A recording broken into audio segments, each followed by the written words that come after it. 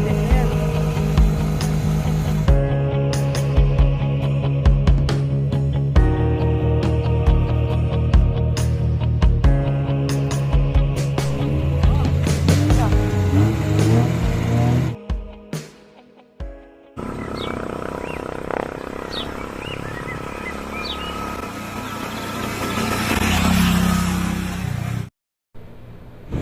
Isang magandang araw sa inyo guys. On the way nga pala tayo ngayon sa may Trevor Hills dito sa may Santa Ignacia.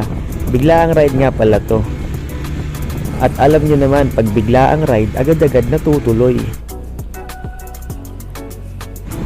So hindi ko na patatagalin pa. Pakikita ko na sa inyo yung mga magagandang view na nakita ko dito. Ayan o, ang bilis talaga ni Kuya. Sanay na sanay. Andito na pala kami guys sa Trevor Hills.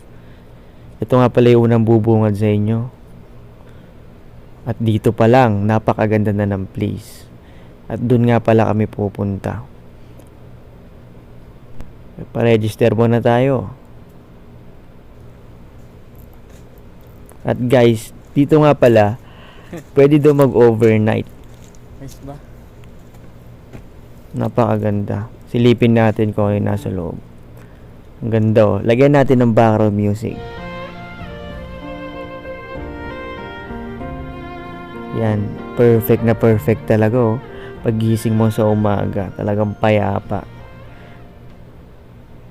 Umpisa na nga namin maglakad. At papunta ka pa lang, ang ganda na ng view.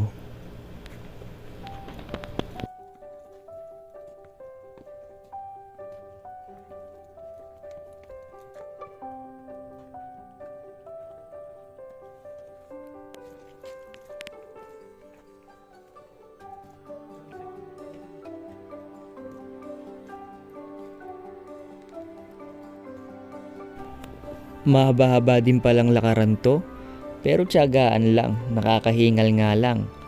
Pero hindi ka naman magsisisi pag nakapunta ka na dito sa taas. Ayan na nga at pababa na kami. Sa part na to sobrang hinihingal na talaga ako, pero nag-i-enjoy ako. At pagbungad ko dito, meron pang swimming pool at ang dami pa siguro nilang gagawin na project. Talagang sobrang nakaka-relax lang dito. At ang ganda nga ng ginawa nila dito. Talagang pwede kang magpahinga, umupo. At sa lahat nga pala ng mga nature lover dyan, perfect itong puntahan nyo. Ang ganda. At dahil nga excited na ako makapunta sa taas, nagpa-video na ako. Para maganda naman yung aking kuha. Pero may biglang.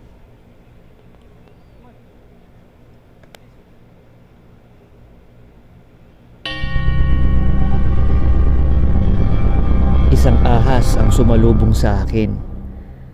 At pag nakakita pala kayo guys ng ganito, huwag kayong magpapanik. Huwag nyo silang sasaktan. Kusa din naman silang aalis at lalayo sa inyo. Hayaan nyo lang sila. Basta hindi sila magiging threat sa inyo, hindi nila kayo sasaktan. At ayan na nga, let's go. Wala na makakaadlang sa atin.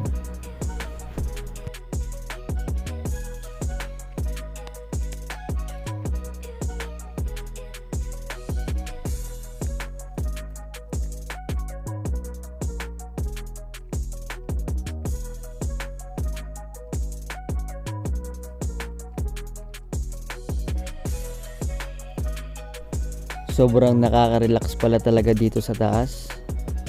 Lalo na makikita mo talaga yung pinakamagandang view dito. Sulit talaga ang pagod. At habang nagbi-video ako sa lugar na to, naririnig na namin ang malakas na ulan. At nagbabadya at umuulan na banda doon. Kaya kami dali-daling umalis at tumakbo. Para di namin abutan. Pero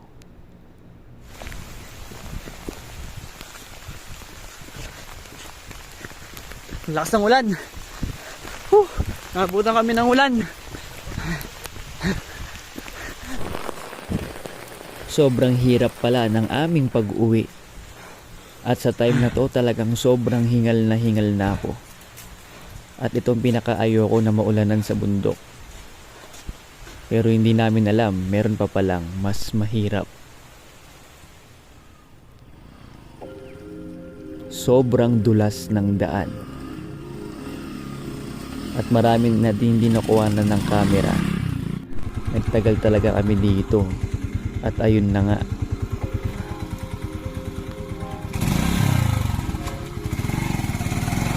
Wala, negative na yan. Hindi, baba mo na yan.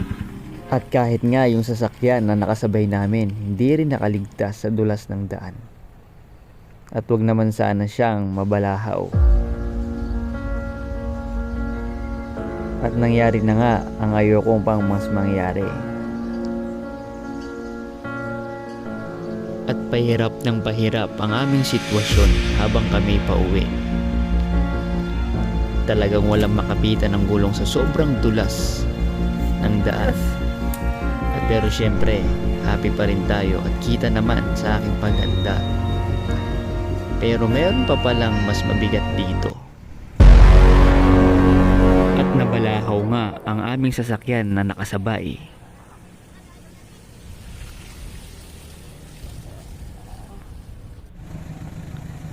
At di nga kami nagdalawang isip na magtulong-tulong. At buti na lang, meron din mga mabubuting puso na taga dito na handang tumulong. At dahil sa mga taong tumulong, nakausad din ang aming nakasabay na sasakyan. Ha?